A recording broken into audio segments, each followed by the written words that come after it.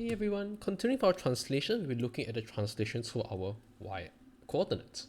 So we again have the equation gy equals to fx, and now we're looking at, well, gy plus k and gy minus k. So we start off with gy plus k first.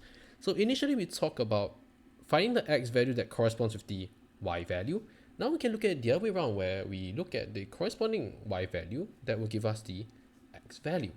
So again, we use the same example as now let's say we have f3, or actually it's maybe a different one, or rather g3 equals to f1. All right. So now, same thing. All right. Your input was originally y. All right. Okay. Or rather, your output was originally y. Now it is y plus k. All right. So what happens is very simple, right? So one way to write it is, well, we have y equals to 3. Now we have y plus k equals to 3, which means that our new y coordinates will be y equals to 3 minus k. As such, what we had was y equals to 3, so y equals to 3 was somewhere around here. Y equals to k means you are going downwards. And as such, for y plus k, it is the vertical y to y plus k. It is the vertical translation, I'm not going to write out the full thing, of k units in the negative y direction. All right. And conversely, if we look at it the other way around, if let's say we have now gy minus k equals to fx, then we originally had y equals 3. Now we have y minus k equals to 3. We now have y equals to 3 plus k. So we had 3 over here. Now your new graph will go upwards by k units.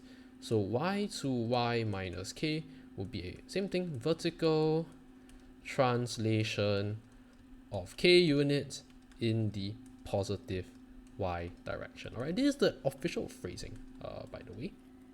Okay, so that is how your translation would occur.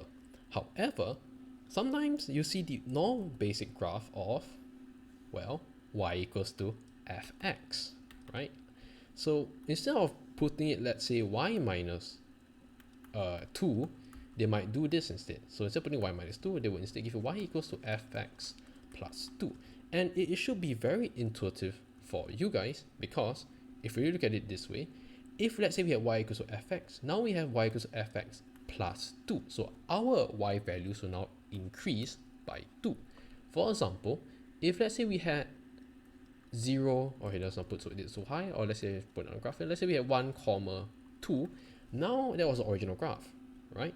Now let's say we have a new graph. Let's say we have y equals to fx plus 2. Our new coordinates will then move up by 2, right? So we become 1, 4. As such, it's just a vertical translation of 2 units in the positive x direction. All right, so again, that is a trick that I use for y equals to fx to become y equals to fx plus minus k. Is just think of it as the values going up and down, because that's literally it. All right, so that is for vertical translation, and that's about it for our vertical for our translations in general.